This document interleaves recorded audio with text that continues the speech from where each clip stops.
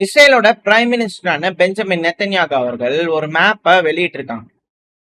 தெற்கு லெபனான் பகுதி இஸ்ரேலோட படை வீரர்கள் எந்த அளவுக்கு முன்னேறி இருக்கோம் அப்படிங்கறத அங்க மார்க் பண்ணிருக்காங்க இல்லையா.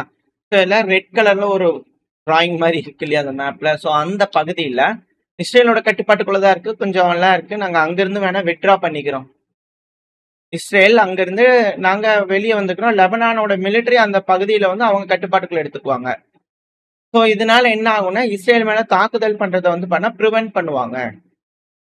இது அக்ரிமெண்ட்ல இருக்கக்கூடிய ஒரு விஷயம். ஏன்னா இஸ்ரேலுக்கும் லெபனானுக்கும் நடுவுல ஒப்பந்தங்கள் கையெழுத்திட்டப்பட்டது, அது ஹிஸ்புல்லாக்கு மறுக்கப்பட்டது. லெபனான்லயே வந்து பாத்தீங்கன்னா ஒரு சிவில் வார் மாதிரி வந்துச்சு. அங்க ஏகப்பட்ட சிக்கல்கள் இருந்தது. மக்கள்களை ப்ரொடெஸ்ட் பண்ணக்கூடிய நபர்களை இரும்பு கரம் கொண்டு அங்க இருக்கக்கூடிய ராணுவம் அடக்குனாங்க. அதுல கொஞ்சம் இஸ்ரேல்கிட்ட காமிச்சிருந்தா கூட பார்டர் கொஞ்சம் இருந்திருக்கும். பட் இருந்தாலும் பரவாயில்ல. இப்போதைக்கு வந்து பாத்தீங்கன்னா லெபனான் மக்கள் கிட்ட அவங்க வீரத்தை காமிச்சு அந்த பகுதியில வந்து பாத்தீங்கன்னா ஹிஸ்புல்லாக்கு எகெயின்ஸ்டா செயல்பட்டு ஆயுதமேந்திய நபர்களுக்கு எதிராக செயல்படணும் அப்படிங்கிற மனப்பான்மையில உறுதியா இருக்காங்க. ஏன்னா இஸ்ரேல் வந்து பாத்தீங்கன்னா அந்த குழுக்கள் கிட்ட இருந்து காப்பாத்துறதா நினைக்கிறாங்க. இஸ்ரேல் வந்து லெபனானுக்கு உதவி பண்றதா நினைக்கிறாங்க. இப்ப பாத்தீங்களா, அதே போல அந்த பகுதிக்குள்ள வந்து இஸ்ரேல் அங்க இருக்கக்கூடிய ஆயுதமேந்திய குழுக்கள் இந்த ஹிஸ்புல்லா வந்து பண்ண வெளியே அகற்றிட்டு ஃபுல்லா கட்டுப்பாட்டுக்குள்ள எடுத்ததுக்கு அப்புறம் லெபனானோட ராணுவத்திட்டு கொடுக்குறாங்க. இப்ப திருப்பி ஹிஸ்புல்லா அங்க வந்து அது கூட அட்டாக் பண்ணி அந்த பகுதி எடுத்துட்டானே என்ன பண்றது அப்படின்ற கேள்விகள் ஒரு சைடு இருந்தாலும் அந்த பகுதி வந்து விட்ரா பண்றோம் அப்படிங்கிறாங்க. சோ அமெரிக்கா அழுத்தங்கள் கொடுக்குது பாருங்க, இஸ்ரேல் விட்ரா பண்றாங்க, அடுத்த கட்ட பேச்சுவார்த்தைக்கு வாங்க, நம்ம உட்காந்து பேசலாம் அப்படிங்கிறது போல விஷயத்துக்காக இது போல அந்த பகுதியில இருந்து விட்ரா பண்றாங்களா அப்படின்ற கேள்விகள் இருக்கு. பட் என்ன நடக்க போகுது அப்படிங்கிறது பார்க்கலாம். ஆனா இங்க பேச்சுவார்த்தை நடக்குதோ நடக்கலையோ, ஈரான் மேல வந்து பாத்தீங்கன்னா அமெரிக்கா அட்டாக் பண்ணியிருந்தாங்க. படகுகளை தாக்குதல் பண்ணதுக்கு ஈரான் மேல வந்து பண்ணா அமெரிக்கா தாக்குதல் பண்ணிருந்தாங்க. நம்ம நியூஸ் கொஞ்சம் ஸ்லோவா சொல்றோம், எனக்கு அது புரியுது. கொஞ்சம் ஃபாஸ்ட் அண்ட் பண்ற செய்திகள் எடுத்து வந்து பாத்தீங்கன்னா உடனுக்குடன் வர ஆரம்பிச்சு, தப்பா எடுத்துக்காதீங்க. இதுல ஈரான் வந்து பாத்தீங்கன்னா கப்பல்கள் அடிச்சதுக்காக அமெரிக்கா வந்து ஈரானோட பகுதிகளை அடிச்சாங்க. ஸோ ஈரான்ல இருக்கக்கூடிய 5 பகுதிகளில் வந்து பாத்தீங்கன்னா தெற்கு பகுதிகளில் ஐஆர்சிஜியோட நேவி இருக்கும் இல்லையா, ஐஆர்ஜிசி ஈரானோட ரெவல்யூஷனரி கார்ட். ஸோ அதோட கடல் பகுதி கடல் படையோட வந்து பாத்தீங்கன்னா சில முக்கியமான பகுதிகளை தாக்குதல் பண்ணிட்டோம் அப்படின்றதோட சொன்னாங்க. அதுக்கு ரிட்டாலியேஷன் வந்து பாத்தீங்கன்னா ஈரானான நாங்க ஏவரும் அப்படிங்கிறதோட 2ல இருந்து 3 மணி சுமார் வந்து பாத்தீங்கன்னா அட்டாக் பண்ணியிருக்கிறாங்க. ஸோ அதுல 8 பகுதிகள் 8 இன்ஃப்ராஸ்ட்ரக்சரை வந்து பண்ணா குறி வச்சு தாக்குதல் பண்ணிக்கிறாங்க. மிசைல்கள் ட்ரோன்களை ஏவி விட்டுருக்காங்க. அமெரிக்காவோட குவைத்தில் இருக்கக்கூடிய ஏர்பேஸ் அல்சலம் ஏர்பேஸ் மேல அட்டாக் பண்ணிக்கிறாங்க. பெஹ்ரைன்ல இருக்கக்கூடிய அமெரிக்காவோட 5ஆம் நேவல் ஃபிளீட் இருக்கும் இல்லையா, ஸோ அது மேல தாக்குதல் பண்ணிக்கிறாங்க. ஸோ அது மட்டும் இல்லாம ஐஆர்ஜிசி வந்து தொடர்ந்து வார்னிங் கொடுத்துருக்காங்க, இதுக்கப்புறம் ஷிப் ஏதாவது வயலேட் பண்ணுச்சுன்னா பயங்கரமான தாக்குதல் இருக்கும் அப்படிங்கிற மிரட்டல்களும் விட்டுருக்காங்க. ஸோ அது உண்டான ஒரு செய்தி வந்து பார்த்தீங்கன்னா அவங்க ரிலீஸ் பண்ணிக்கிறாங்க, ஒரு ஸ்டேட்மெண்ட் ரிலீஸ் பண்ணிக்கிறாங்க. ஸோ இதில் குவைத், பெஹ்ரைன் அவங்க எல்லாரும் வந்து பார்த்தீங்கன்னா அலர்ட்ஸையும் கொடுக்க ஆரம்பிச்சிட்டாங்க. ஈரான் அட்டாக் பண்ணுறதா சொல்லியிருந்தாங்க, கன்ஃபார்ம் ஆயிருக்கு. குவைத், பெஹ்ரைன் வந்து பார்த்தீங்கன்னா அலர்ட் கொடுத்துருந்தாங்க. சில பகுதிகளில் அட்டாக் நடந்திருக்கு, ஏர் ரைட் சைரன் அடிச்சிருக்கு, குவைத்லயும் சரி பெஹ்ரைன்லயும் சரி. ஸோ தாக்குதல்கள் மாறி மாறி நடந்திருக்கு. இதுல அமெரிக்கா என்ன சொல்றாங்கன்னா ஃபைட்டர் ஜெட்ஸை பயன்படுத்தி 10 பகுதிகள் மிலிட்டரி டார்கெட்ஸ் பல பகுதிகளை டார்கெட் பண்ணி அடிச்சிருக்கோம் அப்படிங்கள சொல்லிக்கிறாங்க. இதுக்கப்புறம் அமெரிக்காவோட சென்ட்ரல் கமாண்ட் ஈரான் இந்த பகுதியில வந்து பாத்தீங்கன்னா பெருசா எந்த ஒரு செயலும் செய்ய முடியாத அளவுக்கு நாங்க பாத்துக்கோம் அப்படிங்களா அவங்க தப்புன்னு சொல்லிக்கிறாங்க. So president DJT Donald Trump அவர்கள் தேவதூதர் அவரும் சொல்லியிருந்தாரு, ஈரானோட missiles location, drone storage location, கடலோர பகுதியில் இருக்கக்கூடிய ரேடார் சைட்ஸ், இது எல்லாத்தையும் வந்து பாத்தீங்கன்னா சீஸ் ஃபயர் வயலேட் பண்ணதுனால நாங்க அடிச்சுக்கிறோம். திரும்பியும் வந்து பாத்தீங்கன்னா அவங்களோட தவறுகள்ல இருந்து அவங்க பாடம் படிக்கல போல தெரியுது. அதனால இதுக்கு மேல வந்து பாத்தீங்கன்னா இதெல்லாம் இருக்காது, பயங்கர தாக்குதல் இருக்கும் அப்படிங்களா அவர் தரப்பு வந்து மிரட்டல்கள் வழக்கம் போல போடுற மாதிரி போட்டிருந்தாரு.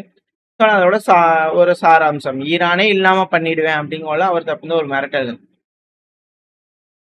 இதுக்கு ஐஆர்ஜிசி வந்து என்ன சொல்லிக்கிறாங்கன்னா நரகத்தை பார்ப்பாங்க இதுக்கு மேல அமெரிக்கா.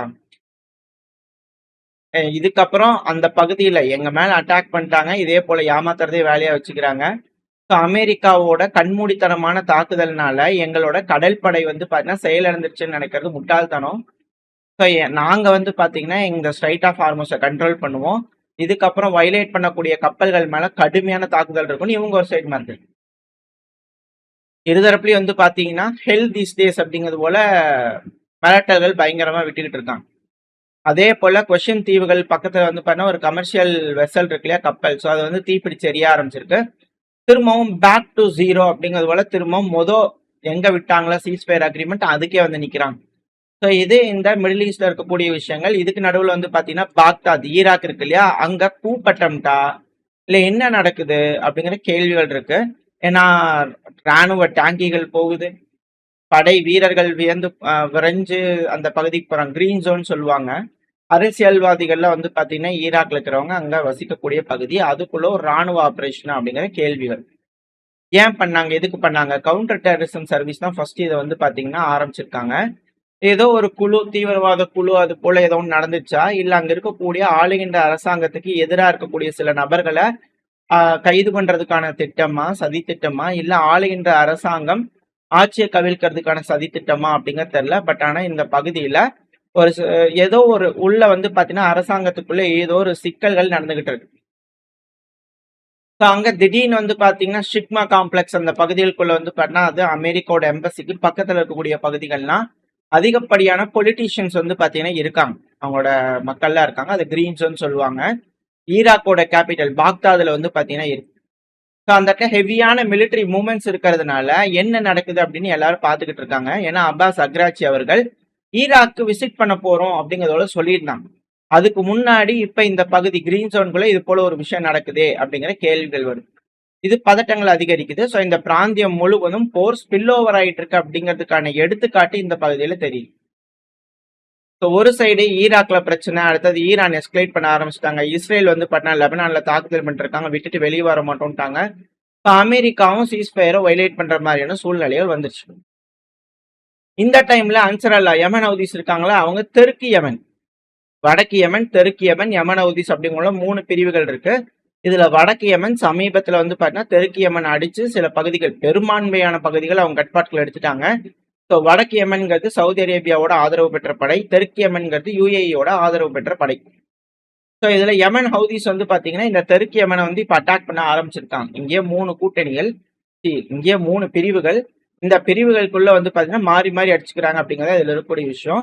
ஸோ போர் அப்படிங்கிறது வந்து பாத்தீங்கன்னா மிடில் ஈஸ்ட் முழுவதும் பரவ ஆரம்பிச்சிருச்சு. அந்த சைடு ரஷ்யா உக்ரைன் பிரச்சனை திரும்பவும் வந்து பாத்தீங்கன்னா சூடு பிடிச்சு பெருமளவுல எஸ்கலேட் ஆயிட்டு இருக்கக்கூடிய சமயத்துல இப்ப இந்த பகுதியில திரும்பவும் தாக்குதல ஆரம்பிச்சிட்டாங்க. அமைதி வந்துருச்சு, ஒப்பந்தம், ட்ரீட்டி ஆஃப் வெர்சாலிஸ் அப்படிங்கிறது போல பல விஷயங்கள் பேசப்பட்ட நிலைமையில இப்ப திரும்பவும் ஸ்ட்ரைட் ஆஃப் ஹார்மோஸ்ல தாக்குதல் அப்படின்னா, திரும்பவும் கப்பல்கள் போறதுக்கெல்லாம் தடை அப்படின்னா என்ன மாதிரியான விஷயங்கள் இங்க நடக்க இருக்கு? இதுக்கப்புறம் இந்த பிரச்சனை எந்த மாதிரி அன்ஃபோல்ட் ஆகும்?